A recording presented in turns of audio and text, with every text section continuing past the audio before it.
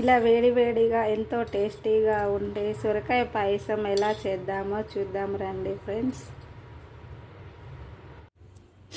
Hi అండి, నేనైతే ఈరోజు సొరకాయ పాయసం అయితే చేయబోతున్నానండి. సొరకాయ పాయసం ఎలా చేద్దామో చూద్దాం రండి.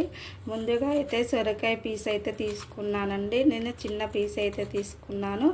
ముందుగా అయితే సొరకాయను పీల్ చేస్తున్నానండి. ఇప్పుడే సొరకాయనైతే నేనైతే గీరుకుంటున్నానండి. ఇది లేతగా ఉన్నది. లేత సొరకాయ అయితే టేస్ట్ చాలా బాగుంటుందండి. ఈ సొరకాయనైతే ఇలా తురుముకోవాలండి.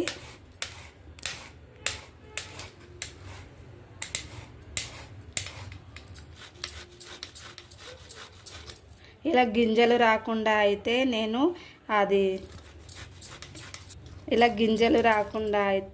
గీరుకున్నానండి. ఇక తురుము అయితే ఇలా వచ్చింది.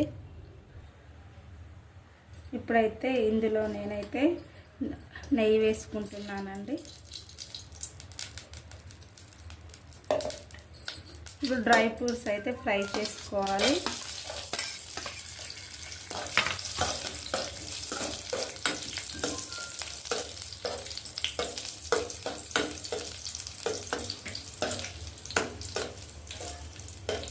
ఈ స్వీట్ అయితే చాలా బాగుంటుందండి, మీరు కూడా ట్రై చేయండి. అయితే వేసుకుంటున్నాను. తురుమును బాగా ఫ్రై చేసుకోవాలి. పచ్చి వాసన పోయేంత వరకు ఫ్రై చేసుకోవాలండి. నార్మల్ సేమియా కాకుండా అప్పుడప్పుడు ఇలా కొత్తగా ట్రై చేయండి, చాలా బాగుంటుంది టేస్ట్ అయితే. నా ఛానల్ని ఫస్ట్ టైం చూసిన వాళ్ళైతే సబ్స్క్రైబ్ చేసుకోండి అండ్ లైక్ అండ్ షేర్ చేసుకోండి. మరిన్ని నోటిఫికేషన్లు చూడండి ఫ్రెండ్స్. అది ఫ్రై అయ్యేలోపు నేను పాలనైతే వేడి చేసుకుంటానండి. పాలనైతే కొన్ని మరిగించుకోవాలి. ఇప్పుడైతే 2 స్పూన్స్ అయితే కస్టర్డ్ పౌడర్ అయితే నేను యాడ్ చేసుకుంటున్నానండి. కస్టర్డ్ పౌడర్ని అయితే ముందుగా వాటర్ పోసుకొని కలుపుకోవాలి, ఉండలు లేకుండా. ఇప్పుడైతే మరుగుతున్న పాలలో అయితే సొరకాయ తురుము అయితే వేస్తున్నానండి. ఇలా బాగా చిక్కటి పాలు తీసుకోవాలండి. గేదె పాలు అయితే నేను తీసుకున్నా. ప్యాకెట్ పాలు అయితే అంత చిక్కగా ఉండవండి. సొరకాయ తురుమునైతే ఇలా బాగా మరిగించుకోవాలండి. ఇలా బాగా మరగడం వల్ల టేస్ట్ చాలా బాగుంటుందండి.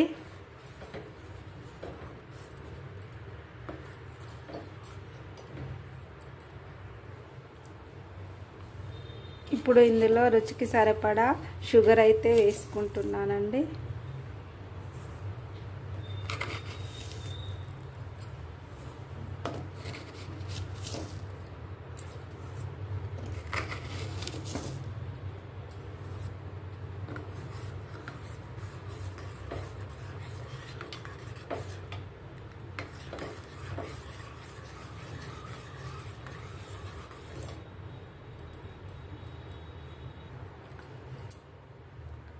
షుగర్ కరిగిపోయాక ఇప్పుడు ముందుగా కలిపి పక్కన పెట్టుకున్న కస్టర్డ్ మిల్క్ను అయితే ఇందులో నేను వేసుకుంటున్నాను.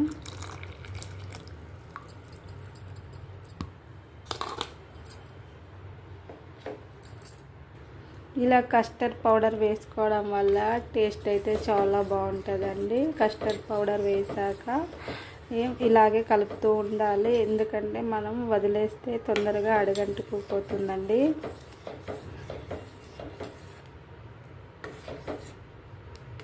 స్టవ్ లో ఫ్లేమ్లో పెట్టుకొని ఇలాగే కలుపుతూ ఉండాలి.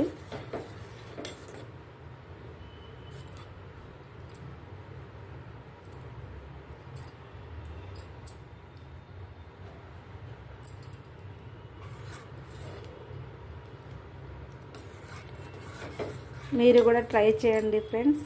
ఎలా ఉందో కామెంట్ చేయండి. ఇది కాసేపు ఇలానే మరగనించుకోవాలి. మొత్తానికైతే సొరకాయ పాయసం అయితే రెడీ అయిపోయిందండి. ఇప్పుడు ముందుగా ఫ్రై చేసి పక్కన పెట్టుకున్న డ్రై ఫ్రూట్స్ని అయితే ఇందులో వేస్తున్నానండి.